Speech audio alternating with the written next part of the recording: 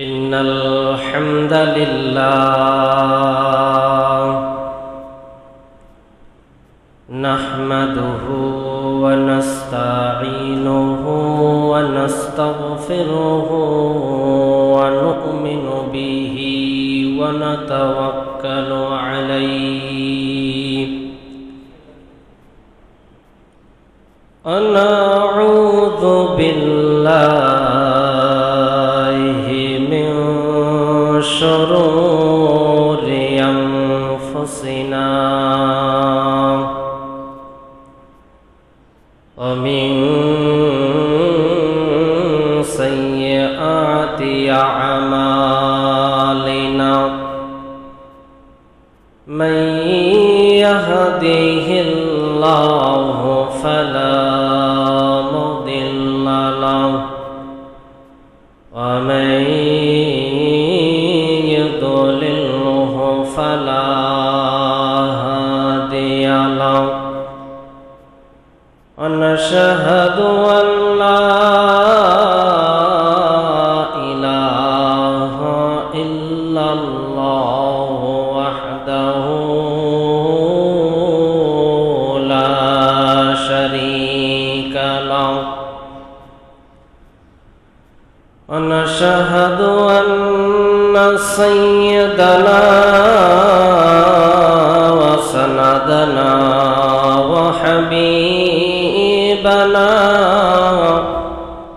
وطبيب قلوبنا وأولانا ومولانا محمدا عبده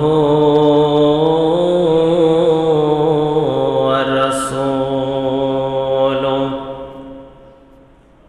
الذي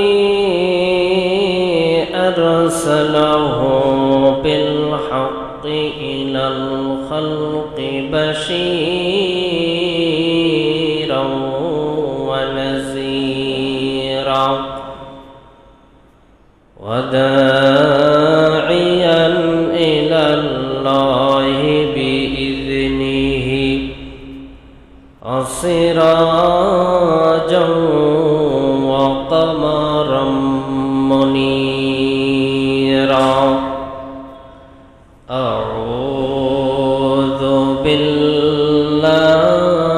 بالله من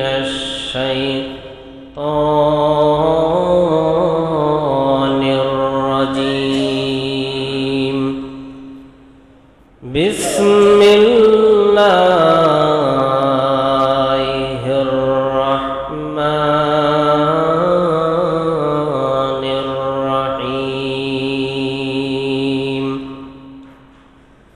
كتاب أنزلنا إليك لتخرج الناس من الظلمات إلى النور وقال النبي صلى الله عليه وسلم تبرك بالقرآن فإنه كلام الله وخرج عنه صدق الله العلي العظيم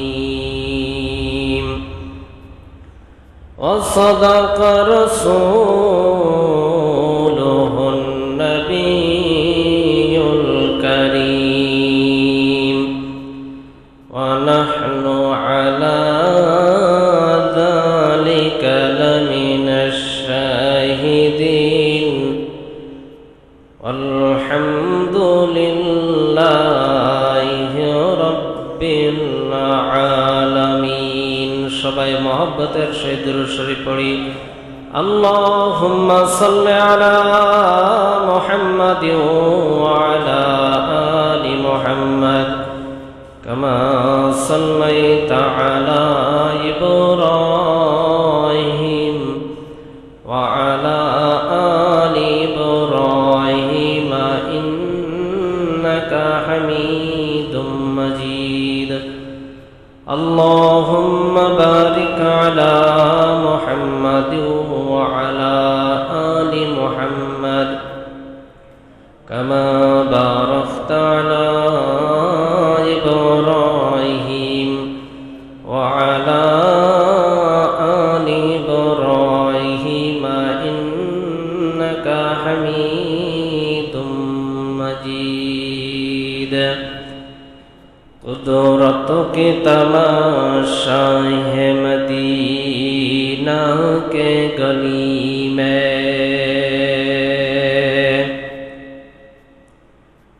कुदरतों की तमाशा है मदीना के गली में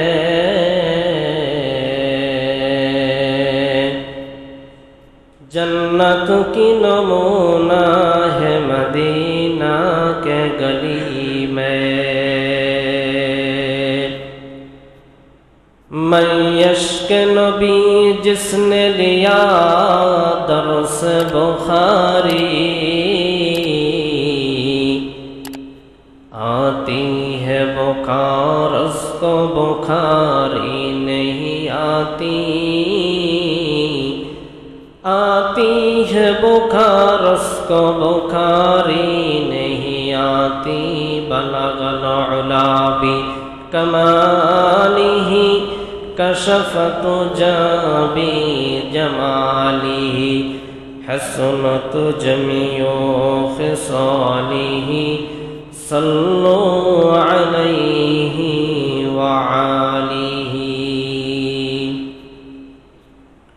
अल्हम्दुलिल्लाह महान रब्बे करीमेर दरबारे लाखो कोटी शुक्रिया जे महान रब्बे करीम माहे रमादानुल मुबारक पार करे शाওয়াল मासेर तृतीय जुमाय शुधुमात्र केवलमात्र तार इबादत करार जन्य पृथिवीर बुके सर्वोच्च स्थान मस्जिदे आपनाके आमाके एशे दिने कथा शोनार एवं आमाके दिने कथा बलार सुयोग करे दिएছেন সেই সঙ্গে সঙ্গে মহান মালিক সুস্থ রেখেছেন এজন্য এই মহান মালিকের দরবারে সবাই দিল থেকে অন্তরের অন্তরস্থল থেকে উচ্চ কণ্ঠে আবেগের সঙ্গে একবার শুকরিয়া জ্ঞাপন করে সবাই বলি আলহামদুলিল্লাহ। সেই মহান মানবতার মুক্তির দূত হযরতে আহমদে মুস্তফা সাল্লাল্লাহু আলাইহি ওয়াসাল্লাম जिनाके सृष्टि ना करले पृथिवीर कुल कायनातेर कोनो किछुई सृष्टि हইতো ना जिनी सब समय या उम्मती बोले एखोनो पर्यन्त चक्षु थेके अझर धाराय पानी झराচ্ছেন সেই মহান মানবতার মুক্তির দূত तार ऊपर एकबार आमरा सबाई दुरूद पाठ करे सबाई बলি सल्लल्लाहु आलाइहि ওয়াসাল্লাম। सम्मानित हाजिरिन आमी जे महाग्रंथ आल कुरआन थेके जे कुराने कारिमेर अल्प एकटु आयात तेलाওয়াত करेছি जनाबे मुहम्मदुर रसूलुल्लाह सल्लल्लाहु आलाइहि साल्लामेर असंख्य अगणित आहादिस मुबारक थेके किछु अंश हादिसेर तेलाওয়াত करेছি। एखान थेके आमी कि बुझाइब जेटा चेয়েছি महान रब्बे करीम এই আয়াতের অর্থ অনুপাতে এবং আপনার আর আমার নবী জনাবে মুহাম্মদুর রাসূলুল্লাহ সাল্লাল্লাহু আলাইহি সাল্লাম হাদিসে কি বলেছেন তা প্রথম কথা হলো আপনি আর আমি সর্বশ্রেষ্ঠ জাতি সর্বশ্রেষ্ঠতম মাখলুকাত महान रब्बे करीम सृष्टि करेছেন नापाक पानी द्वारा किन्तु श्रेष्ठतमर मुकुट माथाय परिये दिएছেন कथा बोलें ठीक किना आपनार आर आमार शुरूटा देखले किन्तु अनेक चिंतार विषय जे नापाक पानी द्वारा सृष्टि करे आबार श्रेष्ठत्वर मुकुट केन माथाय परिये दिलेन आपनार आर आमार रब ता कुराने कारिमेर भितरे আল্লাহ তাআলা রাব্বুল আলামিন মানুষের জীবন বিধানের জন্য মহাগ্রন্থ আল কোরআন দিয়েছেন। এইটা ব্যাখ্যা করে বোঝানোর জন্য ইঞ্জিনিয়ার স্বরূপ আপনার আর আমার নবী এসেছেন। ওইখান থেকে যে পর্যন্ত আজ পর্যন্ত যত আলেম ওলামা বুজুর্গ দিন এসেছেন, হাদিসের ব্যাখ্যা এক একজন এক একভাবে করেছেন। যার আগমন যেমন নবীজির নিকটবর্তী, সে তত পাক্কা ইমানদার। এজন্য কবিতার ভিতরে লেখেন, কুদরত কি তমাশা है मदीना के गली में, उम्मत है तुम्हारी हो गुलामों में तुम्हारा, उम्मत है तुम्हारी हो गुलामों में तुम्हारा, तक़दीर हमारी है मुक़द्दर है हमारा, ए रतबे में फद सबसे ये अल्लाह से कम है, ए कौलो शब रोज मेरा हक़ कसम है, ए कौलो शब रोज मेरा हक़ कसम है। পৃথিবীর বুকে আল্লাহ তাআলা রাব্বুল আলামিন মানুষ সৃষ্টি করেছেন। মহান রব্বে করিম যুগে যুগে অনেক নবী রাসূল পাঠিয়েছেন, মানুষ সৃষ্ট অনেক করেছেন, কিন্তু মানুষের ভিতরে আবার দামি উম্মত সৃষ্টি করেছেন জনাবে মুহাম্মদুর রাসূলুল্লাহ সাল্লাল্লাহু আলাইহি ওয়াসাল্লামের উম্মত। আল্লাহ তাআলা রাব্বুল আলামিন দিন সৃষ্টি করেছেন, আল্লাহ তাআলা রাব্বুল আলামিন রাত সৃষ্টি করেছেন, কিন্তু রাতের ভিতরে আবার দামি রাত আল্লাহ তাআলা রাব্বুল আলামিন সৃষ্টি করেছেন। কথা বলেন ঠিক কিনা? আল্লাহ তাআলা রাব্বুল আলামিন রাতের মতো রাত সৃষ্টি করেছেন, কিন্তু সবে কদরের মতো দামি রাত আর কখনো হয় না। উম্মত সৃষ্টি করেছেন আল্লাহ তাআলা রাব্বুল আলামিন আখিরি জামানার পয়গম্বরের উম্মত, সর্বশ্রেষ্ঠ উম্মত। সেই উম্মতের ভিতর থেকে আরো দামি মানুষ হলো সাহাবায়ে কেরাম রাদিয়াল্লাহু তাআলা আনহুমগণ। সাহাবায়ে কেরাম রাদিয়াল্লাহু তাআলা আনহুমগণের ভিতর থেকে আরো মর্তবাওয়ালা হলো হযরতে আবু বকর রাদিয়াল্লাহু তাআলা। কথা বলেন ঠিক কিনা? উম্মতের ভিতরে সর্বশ্রেষ্ঠতম উম্মত, সাহাবীর ভিতরে সর্বশ্রেষ্ঠতম সাহাবী হযরতে আবু বকর। মহান রব্বে করিম দিন সৃষ্টি করেছেন, দিনের ভিতরে সব থেকে দামি দিন হলো আরাফার দিন। মালিক সপ্তাহের ভিতরে যেটাকে প্রাধান্য দিয়েছেন, যেমন জুমার দিন স্থানকাল পাত্র বেদে এক এক ক্যাটাগরি হিসাবে মহান রব্বে করিম এক একজনের উপরে প্রাধান্য দিয়েছেন। আল্লাহ তাআলা রাব্বুল আলামিন এমন ভাবে মানুষগুলো সৃষ্টি করেছেন যাতে করে একজন আরেকজনকে মান্যতা করে। আমার বোঝানোর উদ্দেশ্য হচ্ছে এটা, মহান রব্বে কারীম মহাগ্রন্থ আল কোরআন দিয়েছেন।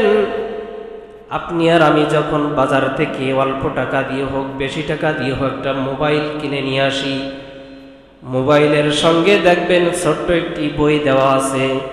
মোবাইল হোক, অন্য কোনো যন্ত্রপাতি হোক, অন্য কোনো ইঞ্জিন মেশিন হোক, ওই মেশিন কিভাবে চালাইতে হবে, মোবাইলের কোন ফোল্ডারের থেকে কোন ফোল্ডারের ভিতরে, কোন সফটওয়্যারের ভিতর থেকে গেলে কোন সফটওয়্যারে কি কাজ হবে সব দেওয়া আছে। কথা বলেন ঠিক কিনা?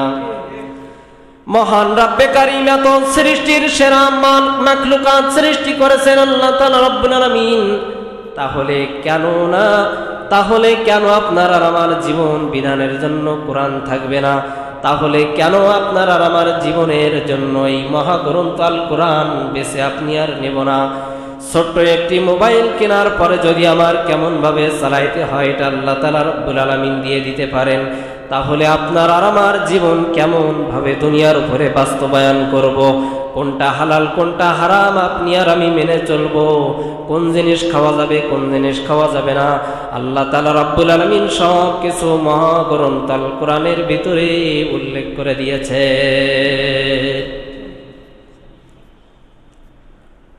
এত দামি মানুষ সৃষ্টির শুরু থেকে জন্ম মহাগ্রন্থ আল কোরআনের ভিতরে আল্লাহ তাআলা রব্বুল আলামিন বলে দিচ্ছেন, কিতাবুন আনজালনা ইলাইকা লিতুখরিজান নাসা মিনাল যুলুমাতি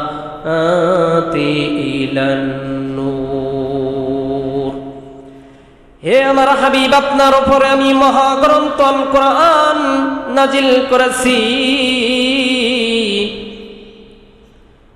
ঘোরাচ্ছন্ন অন্ধকারের শয়তানের পথের দিকে যারা কদম অগ্রসর করতেছে, যারা আমি যে রব তাকে সৃষ্টি করেছি আমার পথকে লঙ্ঘন করে শয়তানের পথের দিকে সে ধাবিত হচ্ছে, তাদেরকে ওই অন্ধকারের ভিতর থেকে আপনি আলোর দিকে নিয়ে চলে আসে। মহাগ্রন্থ আল কোরআনের ভিতরে সব কিছুই বলে দিয়েছেন আল্লাহ তাআলা রব্বুল আলামিন। অনেক ঘটনা দিয়েছেন, কাহিনী দিয়েছেন, যা থেকে আপনি আর আমি আজ নসিহাত হাসিল করব। কিন্তু আজ দুর্ভাগা মুসলমান জাতি কোরআন পড়া তো দূরের কথা, বৎসরের ভিতরে একবার কোরআন ছুঁয়েও আমরা আজ দেখি না। কথা বলেন ঠিক কিনা? এমনও মানুষ আছে যে মহাগ্রন্থ আল কোরআন আল্লাহ তাআলা রব্বুল আলামিন দিয়েছেন, পড়ার জন্য আশা আকাঙ্ক্ষা দিলের ভিতরে আজ মুসলমান জাতির নাই। এখান থেকে যদি আপনি আর আমি শুনি, দেখছেন কিনা জানি না, সব থেকে বড় চারখানা কিতাব তাওরাত, জাবুর, ইনজিল, কোরআন তো দেখতেছি, কোরআন তো আমাদের জন্য। এখান থেকে যদি আপনি আর আমি শুনি, আমাদের জেলার নাম খুলনা জেলা, খুলনা বিভাগে ইনজিল, তাওরাত আর জাবুর শরীফ নিয়ে আসছে। যার ইমান যেমন সে কিন্তু ইমানের পাওয়ার অনুপাতে দেখার জন্য একটু আশা জাগবে যে কোরআন তো দেখেছি, দেখি ইনজিল কিতাবটা কেমন, তাওরাত কিতাবটি কেমন, দেখার জন্য আশা জাগবে কিনা। কিন্তু সমস্ত কিতাবের ওপরেই প্রাধান্য দিয়ে দিয়েছেন আল কোরআন সব থেকে দামি কিতাব, যে কিতাবটি আজ আপনার আর আমার ঘরের ভিতরে কালো কাপড় দ্বারা, সাদা কাপড় দ্বারা পেঁচিয়ে রেখেছি, কিন্তু তার ভিতরে কি বলেছেন এটাকে দেখার জন্য আজ আপনার আর আমার আশা জাগে না। এই মহাগ্রন্থ আল কোরআনে কি বলে দিয়েছেন? মহান রব্বে কারীম জীবন বিধানের জন্য আল কোরআন দিয়েছেন, কিন্তু আপনি আর আমি আজ আফসোস, কিয়ামতের আলামত যতগুলো হাদিসে পাওয়া যায়, যতগুলো পড়ে পেয়েছি এবং আপনারা যারা শোনেন, অধিকাংশটাই বিরাজমান এখন কিয়ামতের আলামত দেখা যাইতেছে। কিন্তু আজ মুসলিম জাতি, হতভাগা জাতি, আজ কোরআন পড়তে পারি না। আপনারা শুনেছেন দাজ্জালের ফিতনার কথা, শুনেছেন না? জনাবে মুহাম্মদুর রাসূলুল্লাহ সাল্লাল্লাহু আলাইহি ওয়াসাল্লাম, আপনার আর আমার আদি পিতা হযরত আদম আলাইহিস সালাতু ওয়াস সালাম থেকে নিয়ে আপনার আর আমার নবী জনাবে মুহাম্মদুর রাসূলুল্লাহ সাল্লাল্লাহু আলাইহি সাল্লাম পর্যন্ত যত ফিতনা এসেছে, সব থেকে মারাত্মক ফিতনা হলো দাজ্জালের ফিতনা। হাদিসের ভিতরে বলে দেওয়া হয়েছে, যখন নবীজি এই হাদিস বয়ান করতেন সাহাবায়ে কেরাম রাদিয়াল্লাহু তাআলা আনহুমগণকে নিয়ে, এই দাজ্জালের ফিতনা এমন ভয়ানক একটি ফিতনা, যে ফিতনার কথা শুনে সাহাবায়ে ইকরামের অন্তর কাঁপতে থাকতেন, যে এত বড় একটি ফিতনা। কিন্তু এখান থেকে 1450 বছর অতিবাহিত হয়ে যাইতেছে, এখনো এই দাজ্জালের কথা শুনেও কিন্তু আপনার আর আমার দিলের ভিতরে বিন্দু পরিমাণ ভয় এবং আতঙ্ক সৃষ্টি হয় না। আল্লাহ তাআলা রব্বুল আলামিন তার হাবিব দ্বারা জানিয়ে দিয়েছেন এই ফিতনার কথা। এমন একটি ফিতনা এই দাজ্জালের ফিতনা, দাজ্জালের এক হাতের ভিতরে থাকবে আগুন আর এক হাতের ভিতরে থাকবে পানি।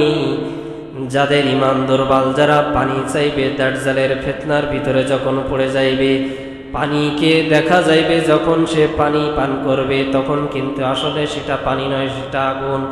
আর যখন সে আগুন পান করতে যাইবে, আসলে সেটা আগুন নয়, সেটা হলো পানি। জনাবে মুহাম্মদুর রাসূলুল্লাহ সাল্লাল্লাহু আলাইহি সাল্লাম তার হাবিবের মাধ্যমে জানিয়ে দিয়েছেন। আল্লাহ তাআলা রব্বুল আলামিন জনাবে মুহাম্মদুর রাসূলুল্লাহ সাল্লাল্লাহু আলাইহি সাল্লামের মাধ্যম দ্বারা জানিয়ে দিয়েছেন। আল্লাহ তাআলা রব্বুল আলামিন এই উম্মতকে শেষে পাঠিয়েছেন, আবার আগেই জান্নাতে যাইবেন। তার একটি উদাহরণ হলো এই, যখন আমরা নদী পার হই, নদী পার হওয়ার সময় যখন নৌকায় আমরা উঠি, নৌকায় কিন্তু যে মানুষগুলো শেষে ওঠে, কিন্তু এই মানুষগুলো অপার ঘাটে যে কিন্তু আগে নামে। হাদিসের ভিতর দ্বারা এইভাবে বোঝানো হয়েছে আমরা কিন্তু শেষে এসেছি, কিন্তু আল্লাহ তাআলা রব্বুল আলামিন আপনাকে আমাকে আগে তার জান্নাতের মেহমান বানাবে। সুবহানাল্লাহ বের হয় না থেকে। মহান রব্বে কারীম এত সুন্দর করে সৃষ্টি করেছেন আপনার আর আমার, অনেক কিছু খোঁজার কোনো প্রয়োজন হয় না। আপনার আর আমার বডির ভিতরেই তাকাইলে কিন্তু আমার মহান মালিকের পরিচয় কিন্তু আমি পেয়ে যাই। আপনি আর আমি আজ বিদ্যুৎ ব্যবহার করি বাড়িতে, 1 মাস পড়ার সঙ্গে সঙ্গে বিদ্যুৎ বিলের কাগজটা চলে আসে বাড়িতে। কথা বলেন ঠিক কিনা? হয়তো 1 মাস আপনি বিল দেননি, 2 মাস দেননি, কিন্তু এক সময় যে কিন্তু আপনার বিদ্যুৎ বিল পরিশোধ করা লাগে, না হয় কিন্তু আপনার লাইনটা কেটে দিয়ে যায়। আল্লাহ তাআলা রব্বুল আলামিন কত সুন্দর চক্ষু দিয়েছেন আপনার আর আমার, কিন্তু চক্ষুর কিন্তু কোনো বিল চাই না। মহান মালিক কথা বলার জন্য এমন সুন্দর জিহ্বা জবান দিয়েছেন, যেই জবানের বিল ফেরেশতা দ্বারা চাই না। মহান রব্বে কারীম এত সুন্দর হাত দিয়েছেন, যে হাতের বিল ফেরেশতা দ্বারা আল্লাহ তাআলা রব্বুল আলামিন চাই না। এই চক্ষুর ভিতরে কতগুলো ক্যামেরা দিয়েছেন। আপনি আর আমি আমার বডি নিয়ে যদি ভাবি, তাহলে আমার রবের পরিচয় আপনি আর আমি পেয়ে যাইব। এই চক্ষুর ভিতরে আল্লাহ তাআলা রব্বুল আলামিন 1 কোটির বেশি ক্যামেরা দিয়েছেন। সবাই বলেন সুবহানাল্লাহ। এই জিহ্বার উপরে এক এক প্রকারের জিনিস, যখন খাবার তুলে দিয়ে এক এক জিনিসের স্বাদ আল্লাহ তাআলা রব্বুল আলামিন এই জিহ্বা দ্বারা বোঝার ক্ষমতা আপনার আর আমার দিয়েছেন। এই জিহ্বার উপরে দিলে কিন্তু স্বাদ বুঝতে পারবেন, কিন্তু এই জিহ্বার নিচে যদি খাবার তুলে দিই, কিন্তু কোনো খাবারের স্বাদ কিন্তু আপনি আর আমি পাইব না। এই যে কথা বলতেছি, কথা বলার জন্য এমন সিস্টেম করে দিয়েছেন আল্লাহ তাআলা রব্বুল আলামিন। আল্লাহ তাআলা রব্বুল আলামিন জিহ্বার ভিতরে এমন তরঙ্গ দিয়ে দিয়েছেন, 1 লক্ষ তরঙ্গ। একটা কথার সঙ্গে যেন আর একটি কথা পেছিয়ে না যায়, এমন সিস্টেম করে দিয়েছেন মহান রব্বে কারীম। আইরে বাবা, নিজের গালের দাঁতের দিকে তাকাইলেই তো বোঝা যায়। যখন দাঁতের ডাক্তারের কাছে যখন আমরা যাই, যেমন টাকা তেমন কিন্তু দাঁত লাগিয়ে দেয়। মহান রব্বে কারীম একটা নয়, 2টা নয়, 32টি দাঁত আল্লাহ তাআলা রব্বুল আলামিন দিয়েছেন আপনার। মহান রব্বে কারীমের পরিচয় খুঁজতে অনেক দূরে যাওয়ার প্রয়োজন হয় না। মহান রব্বে কারিমের পরিচয় খুঁজতে আজ আপনার আর আমার বডির ভিতরে তাকাইলে আমার রবের পরিচয় আপনি আর আমি আজ পেয়ে যাই। মহান রব্বে কারিম কত সুন্দরভাবে সিস্টেম অনুপাতে আজ আপনার আর আমার সঙ্গে সব কিছুই দিয়ে দিয়েছেন। তা আমি যে বয়ানের শুরুতে যে কথাটা বলেছি, নবীর যুগে যে যত তাড়াতাড়ি এসেছে তার ইমানের পাওয়ার তেমন ঘটিয়েছে, যত দূরে মানুষ পরে জন্ম নিচ্ছে তাদের ইমানের দুর্বলতা। আজ কেমন ইমানের দুর্বলতা দেখেন। আল্লাহ তাআলা রাব্বুল আলামিন সাহাবায়ে কেরাম রাদিয়াল্লাহু তাআলা আনহুগণ এবং জনাবে মুহাম্মদুর রাসূলুল্লাহ সাল্লাল্লাহু আলাইহি সাল্লামের যে হুকুম দিয়ে দিয়েছেন, একদিন নবী করিম সাল্লাল্লাহু আলাইহি সাল্লাম এর কাছে জিজ্ঞাসা করতেছেন আবু বকর রাদিয়াল্লাহু তাআলা আনহু, ইয়া রাসূলুল্লাহ, ইয়া হাবিবাল্লাহ, এমন কি কোনো মানুষ আছে যে জান্নাতের ৮টি দরজা হবে, প্রতিটা দরজা ওই মানুষকে ডাকবে? তখন নবীজি বলতেছেন, হ্যাঁ আছে, তুমি আছো। আবু বকর রাদিয়াল্লাহু তাআলা আনহু শুকরিয়া আদায় করলেন যে আমাকে ডাকবে। ওইখান থেকে হযরত ওমর ফারুক রাদিয়াল্লাহু তাআলা আনহুর কথা উঠে আসলো, যে বলতেছেন আমার পরে যদি নবী আসতো তাহলে কে হতো নবী? হযরত ওমর রাদিয়াল্লাহু তাআলা আনহু হতো। এইখান থেকে একটা জিনিস বোঝা যায়, তাহলে কি ওমর রাদিয়াল্লাহু তাআলা আনহু থেকে মর্তবা কি আবু বকর রাদিয়াল্লাহু তাআলা আনহুর বেশি? নয়, একদিক থেকে মর্তবা তার হিজরতের রাতের যে আমল, ওমর রাদিয়াল্লাহু তাআলা আনহুর সমস্ত গোটা জিন্দেগীর আমলের সমতুল্য হবে না। এজন্যই তো হাদিসের ভিতরে জনাবে মুহাম্মদুর রাসূলুল্লাহ সাল্লাল্লাহু আলাইহি সাল্লাম বলে দিয়েছেন যে যেমন আমার নিকটবর্তী দুনিয়ায় জন্মগ্রহণ করে এসেছেন সে তত পাকা ঈমানদার। সাহাবায়ে কেরাম রাদিয়াল্লাহু তাআলা আনহুর ঈমান কেমন ছিল? অনেক পাক্কা ঈমানওয়ালা ছিলেন সাহাবায়ে কেরাম রাদিয়াল্লাহু তাআলা আনহুমগণ। সাহাবী এবং তাবী কেমন ঈমানের পার্থক্য? হযরত আব্দুল্লাহ ইবনে মুবারক রাহমাতুল্লাহ আলাইহির কাছে জিজ্ঞাসা করতেছেন সাহাবী এবং তাবীর ভিতরে কেমন পার্থক্য। তখন উনি ব্যাখ্যা দিচ্ছেন সাহাবী আর তাবী হলো এরকম। সাহাবী হযরতে আমিরে মুয়াবিয়া রাদিয়াল্লাহু তাআলা আনহুকে একটি উদাহরণ দিই।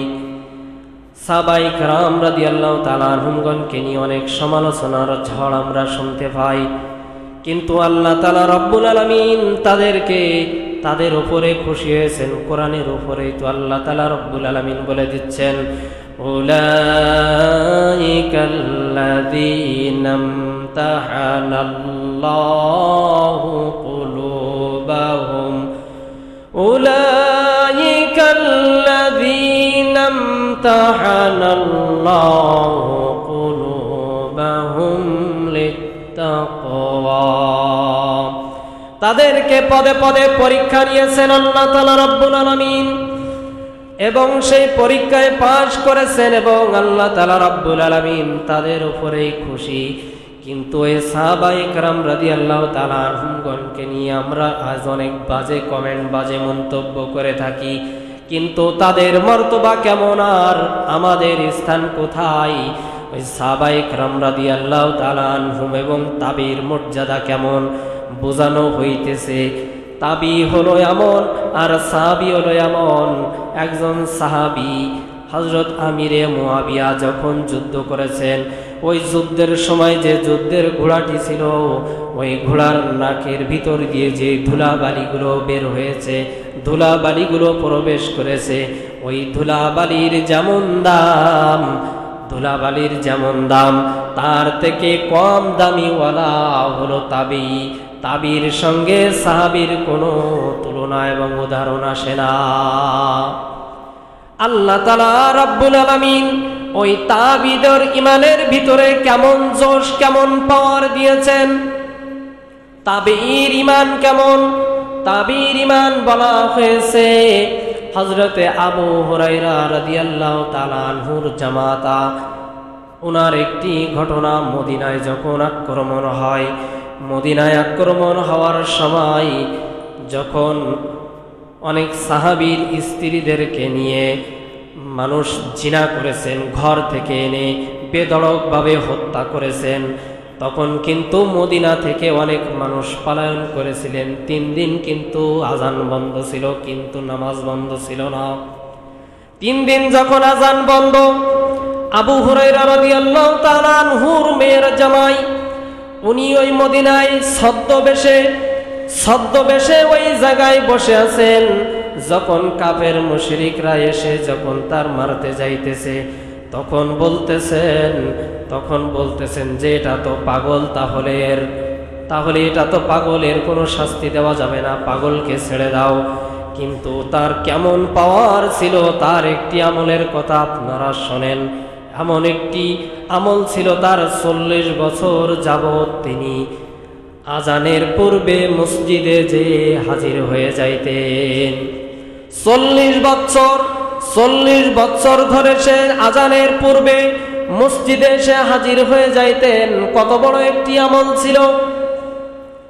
আল্লাহ তাআলা রাব্বুল আলামিন যখন তার দ্বারা এমন একটি কাজ ঘটাবেন, যখন কাফের মুশরিকরা ওই মদিনাতুল মুনাওয়ারা ওইখানে যখন এসে বাধা প্রদান করলেন, তখন কিন্তু উনি পাগলের বেশে, ছদ্মবেশে ঘুরে বেড়াইতেছেন। ওনাকে কিছু বলতেছেন না, না বলার কারণে মসজিদে আজান হইতেছে না। কিন্তু ওক্ত যখন চলে আসতেছে, নামাজের ওক্ত যখন চলে আসতেছে, তখন কিন্তু নামাজ আদায় করে নিচ্ছে।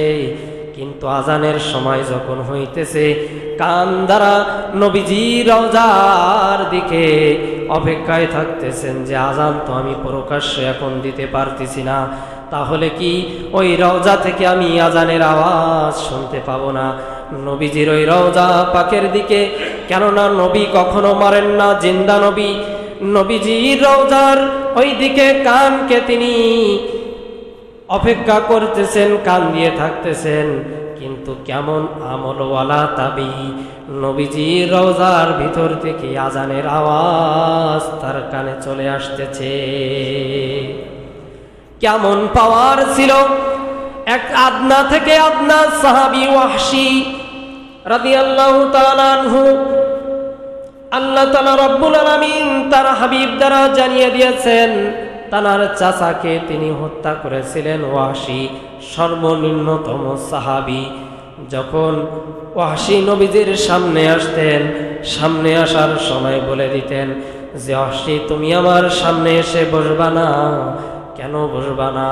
কেননা তোমাকে দেখে আমার চাচার কথা মনে পড়ে যায়, আর আমার চাচার কথা যখন মনে পড়ে যাইবে, যদি তোমার জন্য আমার বিন্দু পরিমাণ খারাপ লেগে থাকে, তাহলে কিন্তু তোমার জন্য ভালো হবে না।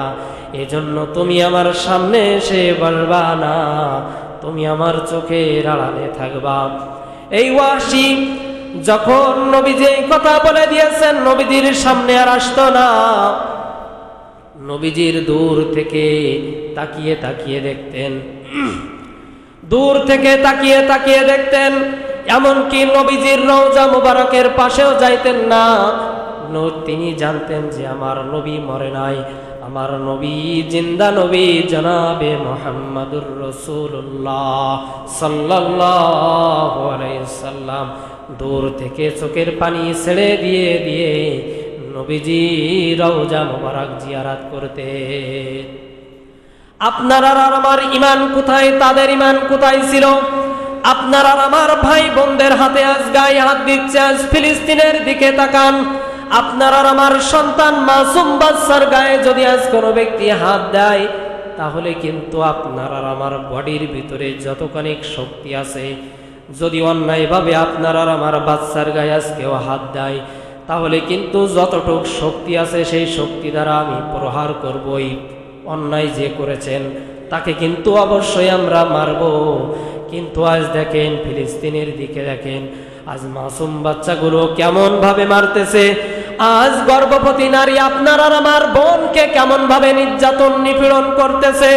নরখাদ নেতানিয়াহু লাল কুত্তা, তাদেরকে দেখে আপনার আর আমার দিলের ভিতরে যদি বিন্দু পরিমাণ অনুশোচনা না করি, আজ আপনার আর আমার ভাই বোন দূরে আছে কিন্তু এটা বুঝবো না যে তাদের নিয়ে আমরা কোনো কল্পনা করতেছি না, তাদের নিয়ে আজ আমরা দিলের ভিতরে কোনো কল্পনা নাই। কিন্তু কোরআনের ভিতরে হাদিসের ভিতরে এটা এসেছে যে মুসলিম জাতি যে দেশে থাকুক না কেন, আপনার আর আমার রঙের মতো প্রত্যেক মুসলমান জাতি। নবী করিম সাল্লাল্লাহু আলাইহি সাল্লামের উপরে কোরআন নাজিল হয়েছে। মহাগ্রন্থ আল কোরআনের ভিতরে আল্লাহ তাআলা রাব্বুল আলামিন জানিয়ে দিয়েছেন ইহুদি এবং নাসারা আমাদের শত্রু। কথা বলেন ঠিক কিনা? ইহুদি এবং নাসারা আমাদের শত্রু, কিন্তু আজ দেখেন আপনার আর আমার বন্ধু হিসাবে আমরা আজ মেনে নিচ্ছি। আপনার আর আমার বন্ধু হিসেবে ইহুদি নাসারা হিন্দু যারা মূর্তি পূজক আছে তাদের অনুষ্ঠানের ভিতরে আপনি আর আমি আজ যে হাজির হয়ে যাইতেছি, আপনার আর আমার ইমানের পরিচয় আপনি আর আমি দিচ্ছি না। তাদের অনুষ্ঠান হোক, তাদের বাড়িতে যাওয়া হোক, ব্যবসা হোক, সব কিছুগুলোকে আপনি আর আমি তাদের সঙ্গে উঠা বসা করতেছি। কিন্তু নিজের ঘরের দিকে তাকান, নিজের ঘরের দিকে তাকাইলে কিন্তু ভাই ভাই আজ কিন্তু মিল নাই মুসলমানের ভিতরে। আরে 10টা টাকার জন্য আমি আজ মালের ভিতরে ফাঁকি দিচ্ছি, ভেজাল করতেছি। ডাক্তার যদি বলে দেয় এই খাবার তুমি খাইবা না, ওই কথাটা আমি কানে শুনে অবশ্যই মানতেছি, কিন্তু মহান রব্বে কারিম বলে দিয়েছেন সুদ খাইবা না, ঘুষ খাইবা না। মহান রব্বে কারিমের কথা আপনার আর আমার কানের ভিতরে আজ বাজতেছে না। মহান রব্বে কারিম যে ডাইরেক্ট হুকুম দিয়ে দিয়েছেন, এই ডাইরেক্ট হুকুমকে আপনি আর আমি আজ কোনো ফলো করতেছি না। মহান রব্বে কারিম বলে দিয়েছেন সুদ তোমরা খাইবা না, ব্যবসা করো, কিন্তু আজ দেখেন প্রতিটা ঘরে ঘরে সুদ, জিনা, ব্যভিচার, এমন কোন ঘর নাই যে ঘরের ভিতরে জিনা হইতেছে না। প্রশ্ন করতে পারেন হুজুর কেমন কথা বললেন, ব্যাখ্যায় আসেন। জিনা কত প্রকার? জিনার কথা বলা হয়েছে। মনে করেন আপনার কাছে একজন রং নাম্বারে ফোন দিয়েছেন, দিতেই পারে, রং নাম্বারে ফোন আসতেই পারে। মনে করেন একজন নারী, আমি কথা বললাম, প্রয়োজনের কথা শেষ, পরবর্তীতে আবার কল দিয়েছেন। কল দেওয়ার পরে আপনি কথা বলতেছেন অনেক প্রকারের কথা। যখন অনেক প্রকারের বিস্তারিত খেয়েছেন, কোথায় আছেন, কি করতেছেন, এই কথার ভিতরে যখন আপনি আর আমি ঢুকে যাইতেছি, এটাই কিন্তু হলো আপনার জবানের জিনার ভিতরে শামিল হয়ে যাইতেছে। মনে করেন তার সঙ্গে আপনার পরিচয় পরিচিত অনেক বেশি হয়ে গিয়েছেন। বেশি হয়ে যাওয়ার পর এক পর্যায়ে আপনি দেখা করার জন্য যাইতেছেন। যাইতে যাইতে যখন আপনার কদম অগ্রসর করতেছেন, আপনার পায়ের জিনা হচ্ছে। কথা বলেন ঠিক কিনা?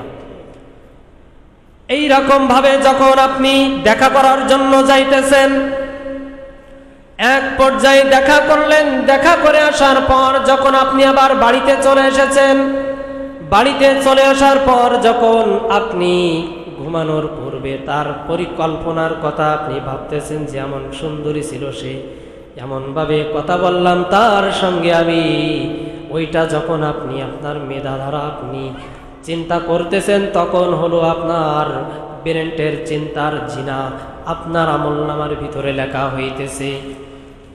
তাহলে এই কথা কেন বললাম যে ঘরে ঘরে জিনা?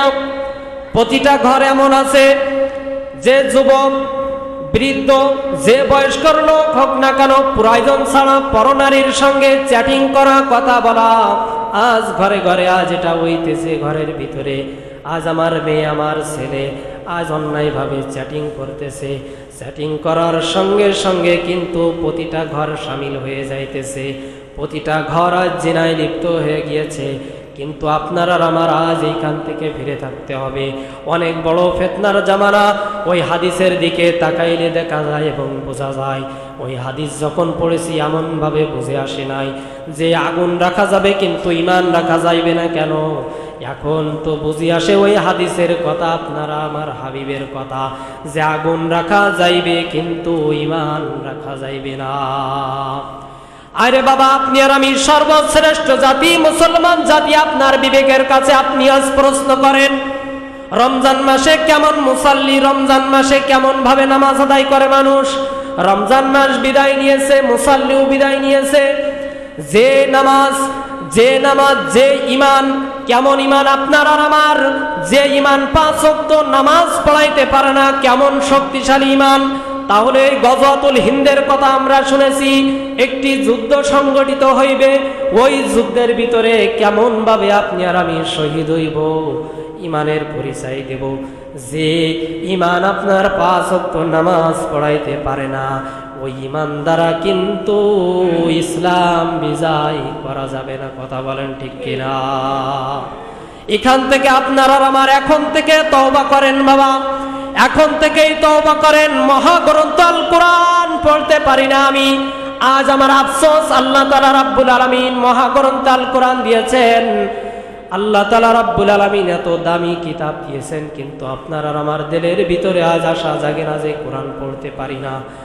আজ থেকেই তওবা করেন আর সূরাতুল কাহফ আমল করেন। দাজ্জালের ফিতনা কিন্তু সবথেকে বড় ফিতনা, অনেক বড় ফিতনা। নবীজি হাদিসের ভিতরে বলে দিয়েছেন, নবীজি হাদিসের ভিতরে বলে দিয়েছেন, হযরতে আদম আলাইহিস সালাম থেকে নিয়ে আমার পর্যন্ত এত বড় ফিতনা আর আসবে না। তাহলে কত বড় ফিতনার কথা। তাহলে দাজ্জালের ফিতনা থেকে যদি বাঁচতে চান, কোরআনের একটি আমল আছে, আপনার করবেন কিনা? একটি আমল আছে, প্রতি জুম্মায় সূরাতুল কাহফ যে তেলাওয়াত করবে, দাজ্জালের ফিতনার ভিতরে ওই ব্যক্তি আর পড়বে না। পারেন না, মাথায় ধরে না, ইমাম সাহেবের কাছে আসেন। আপনার ইমানের কেমন শক্তি? কতদিন পর্যন্ত ইমাম সাহেবের কাছে এসেছেন যে হুজুর আমি কোরআন পড়তে পারি না, একটা অক্ষর আপনি আমাকে শিখাই দেন। আপনার 40 বছর 50 বছর বয়স অতিবাহিত হয়ে গিয়েছেন। আমার মনে হয় 1 মাস সব কিছু গুছাই 1 মাসও পড়বে না যে আমি 1 মাস ধরে ইমাম সাহেবের কাছে হেঁটেছি কোরআন শেখার জন্য। কিন্তু আপনি আর আমি যখন ব্যবসা করব, আপনি আর আমি যখন ক্ষেত খামার করব, তখন কিভাবে আমার ক্ষেতের ফসল ভালো হইবে, তখন কেমন ভাবে আমার ব্যবসা বাণিজ্য আমি বেশি লাভবান করতে পারবো। 1 জন নয়, 2 জন নয়, যদি 20 জনের কাছেও যাওয়া লাগে, কিন্তু আমি অবশ্যই যাইতে রাজি হয়ে যাই, আমি অবশ্যই যাই। কিন্তু আপনার আর আমার ইমানের জন্য, পরকালের জন্য আজ আপনি আর আমি কোনো ইমাম সাহেব হোক, আলেম হোক, হুজুর হোক, তাদের কাছে যে কোরআন শেখার জন্য রাজি হই না। ইমাম সাহেবের পিছনে নামাজ পড়তেছি না, নিজে নিজে আল্লাহু আকবার বলে নামাজে দাঁড়িয়েছি। আর নামাজ ভঙ্গের কারণ কয়টি? 19টি। প্রথম নাম্বার কারণ হলো নামাজের ভিতরে অশুদ্ধ পড়া। আপনি আর আমি যদি কোরআন না জানি, সর্বপ্রথম আল্লাহু আকবার বলে যখন আমি নামাজ শুরু করতে যাচ্ছি, নামাজ শুরু যখন করলাম, আলহামদুর জায়গায় যদি আমি আলহামদু পড়ি, সঙ্গে সঙ্গে কিন্তু আমার নামাজ ভেঙে যাবে। আলেম যারা আছে তাদের কাছ থেকে জেনে নিবেন, যখন কোরআনের ভিতরে অশুদ্ধ পড়া হয়, সঙ্গে সঙ্গে কিন্তু তার নামাজ ভেঙে যায়। কত দিক নিয়ে কথা বলতে হয়। এজন্য আমি বলতে চাচ্ছি যে দাজ্জালের ফিতনা শেষ জামানায় এমন একটি যুদ্ধ সংগঠিত হবে। বয়ান আজ আমরা মুখস্থ, কিন্তু আমলের বেলায় নয়। এশিয়া মহাদেশ নিয়ে, পাকিস্তান ভারত নিয়ে গজওয়াতুল হিন্দ নামক একটি যুদ্ধ হবে। ওই যুদ্ধে এমন মানুষ, এত মুসলমান মারা যাইবেন, 20 কোটিরও উপরে মুসলমান যারা বেঁচে থাকবেন তাদের টাকনু পর্যন্ত রক্ত হয়ে যাইবে। কিছু মুসলমান বেঁচে থাকবেন যুদ্ধের খোঁজখবরই জানার জন্য। তাহলে চিন্তা করে দেখেন ওই কাতারের ভিতরে আপনার আর আমার নাম আছে কিনা। নবীজি বলে গিয়েছেন, ওই যুদ্ধে যারা শরীক হইবেন, যুদ্ধে যে যারা ফিরে আসবে, মুনাফিক জান্নাতে যেতে পারবেন না। ওই যুদ্ধে যারা শামিল হবেন, ওই যুদ্ধে যে যারা জীবন দিয়ে দিবেন, তারা জান্নাতে চলে যাবেন। তাহলে এখন থেকেই আপনার আর আমার ঈমান পাকাপুক্ত করতে হবে। সবাই কিন্তু আর নয়, ভাবতেছেন যে আর নয়, আর কিছুদিন গেলেই দাড়ি রেখে দেব, আর কিছুদিন গেলেই নামাজ পড়া শুরু করব, আরে আর কিছুদিন কখন যাইবেন। আজ অনেক যুবক আছে রাতের বেলায় ঘুম পড়তেছে, সকাল বেলায় এলান হইতেছে কি অমুকের ছেলে অমুক কাজ নাই। এজন্যই তো বাবা আপনাদের পায়ে হাত রেখে বলবো, আল্লাহ তাআলা রাব্বুল আলামিন তার হাবিব দ্বারা জানিয়ে দিয়েছেন তাবাররাক বিল কোরআন। আল্লাহ তাআলা রাব্বুল আলামিন তার হাবিব দ্বারা জানিয়ে দিয়েছেন তাবাররাক বিল কোরআন, যে কোরআন আপনাকে আমাকে আল্লাহ তাআলা রাব্বুল আলামিন দিয়েছেন। এই মহাগ্রন্থ আল কোরআন থেকে ডাক্তারের কাছ থেকে যদি প্রেসক্রিপশন কিনে নিয়ে এসে প্রেসক্রিপশন করে নিয়ে এসে ঘরের ভিতরে রেখে দিয়ে ঔষধ সেবন না করি তাহলে কিন্তু কাজ হইবে না। আল্লাহ তাআলা রাব্বুল আলামিন মহাগ্রন্থ আল কোরআন দিয়েছেন, এই কোরআন পড়তে হইবে, এই কোরআন বুঝতে হইবে, বোঝা অনুপাতে জেনে জেনে আপনার আর আমার জীবনকে অবশ্যই অবশ্যই চালাইতে হইবে। কথা বলেন ঠিক কিনা? আজ পদে পদে কিয়ামতের আলামতগুলো বিরাজমান। বন্ধু বান্ধবকে যেমন ভাবে প্রাধান্য দিচ্ছে মানুষ, আজ পিতা মাতাকে কিন্তু ওইভাবে প্রাধান্য দিচ্ছে না। আজ দেখেন ঘরে ঘরে পিতা মাতার কষ্ট দেওয়া, পিতা মাতার হক এবং সন্তানের হক মিলাই হলো 14টা। সর্বশেষ নাম্বার পিতা মাতার হক হলো পিতা মাতার কবর জিয়ারত করা। কিন্তু আপনি আর আমি আজ দেখেন হুজুরের কাছে 100-200 টাকা দিয়ে আজ দোয়া করাইতেছি, কিন্তু মহান রব্বে কারিমের কাছে দোয়া করানোর জন্য তো দোয়া করার জন্য কোনো ভায়া লাগে না, মানুষ লাগে না। মহান রব্বে কারিমের আল্লাহ বলে ডাক দিলে সে যে প্রকারের মুসলমান হোক না কেন, ওই ব্যক্তির ডাকের সাড়া আপনার আর আমার রব আল্লাহ দিয়ে থাকে। আজ আপনি আর আমি পিতা মাতার জন্য দোয়া করানোর জন্য 100-200 টাকা দিচ্ছি, হুজুর কেমন দোয়া করবে? আর আপনার আর আমার পিতা মাতার জন্য কেমন আবেগ নিয়ে আপনি আর আমি ডাক দিব। আজ দেখেন পিতা মাতাকে কষ্ট দেওয়া, আজ দেখেন পিতা মাতাকে কষ্ট দেওয়া থেকে নিয়ে কিয়ামতের যত বড় বড় আলামতগুলো সবগুলোই বিরাজমান হয়ে গিয়েছেন। তার ভিতরে দেখেন আমাদের পাশের দেশ ভারত, আজ দেখেন আল্লাহ তাআলা রাব্বুল আলামিনের ডাইরেক্ট বিধান হলো পর্দা করা। আজ আমার মুসলিম বোনের হিজাব ধরে কিভাবে উঁচু করতেছে আজ কাফের মুশরিকরা। আজ ইসলামকে কেমন ভাবে অপমানিত লাঞ্ছিত করতেছে। কিন্তু আপনার আর আমার এখন প্রস্তুত হতে হইবে প্রতিটা সৎ কাজ এবং অসৎ কাজের জবাব দেওয়ার জন্য। আপনার আর আমার ঈমান প্রস্তুত করতে হইবে। আপনার আর আমার ঈমান যদি দুর্বল হয়ে যায় তাহলে কিন্তু ওই যে কথার দিকে চলে যাইবেন, ওই যুদ্ধের মুজাহিদ কিন্তু আপনি আর আমি হইতে পারবো না। আর ওই যুদ্ধের মুজাহিদ যদি না হইতে পারি তাহলে কিন্তু আপনার আর আমার শেষ ঠিকানা জাহান্নাম হইবে। যাদের যাদের পিতা মাতা আছে ওই ব্যক্তি জান্নাত কামাই করে নিতে পারলো না, হতভাগা। যার পিতা এবং মাতা জীবিত আছেন, যার পিতা এবং মাতা জীবিত আছেন, সে জান্নাত যদি কামাই না করে নিতে পারেন তাহলে কিন্তু তার মতো হতভাগা মানুষ আর নাই। এজন্য পিতা মাতা যেমন হোক না কেন, পিতা মাতার কথা এখানে বললাম কিয়ামতের আলামত স্বরূপ। পিতা মাতার সঙ্গে সুন্দর আচরণ, সুন্দরভাবে দোয়া, তাদের হক অনুপাতে আপনার আর আমার চলতে হবে অবশ্যই অবশ্যই। কিয়ামতের আলামত অনেকগুলাই আছে কিন্তু বলার সময়ও নাই। কিয়ামতের আলামত অনেকগুলাই আছে, যেসব আলামতগুলো মাত্র কয়েকটি ব্যতীত আমাদের সামনে বিরাজমান নাই, আর প্রতিটা কিন্তু আমরা চোখের সামনে দেখতেছি। এজন্য বাবা পায়ে হাত রেখে বলবো, আপনার আর আমার ইমানের ভিতরে প্যারালাইসিস ধরেছে, ইমানের ভিতরে প্যারালাইসিস ধরেছে। প্যারালাইসিস যে অঙ্গে হয় ওই অঙ্গে কিন্তু ঠান্ডা গরম বোঝা যায় না, তাই না? যে অঙ্গে প্যারালাইসিস হয় অঙ্গের ঠান্ডা গরম কোনো কিছু বোঝা যায় না।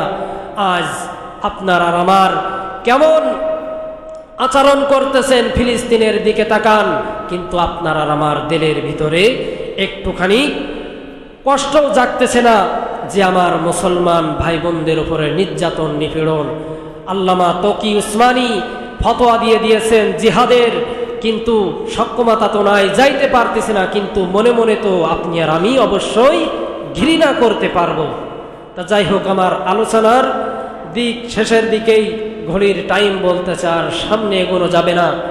যে কথাগুলো বললাম, আল্লাহ তাআলা রাব্বুল আলামিন আমার মুখ থেকে যে কথাগুলো বের করে দিয়েছেন, আমার সমস্ত মুসলিম ভাই এবং বাইরে যাদের কানে এই কথাগুলো গিয়েছেন, আমাদের সবাইকে সুন্দরভাবে এই কথাগুলো আমল করার তৌফিক দান করুন। সবাই বলেন আমিন।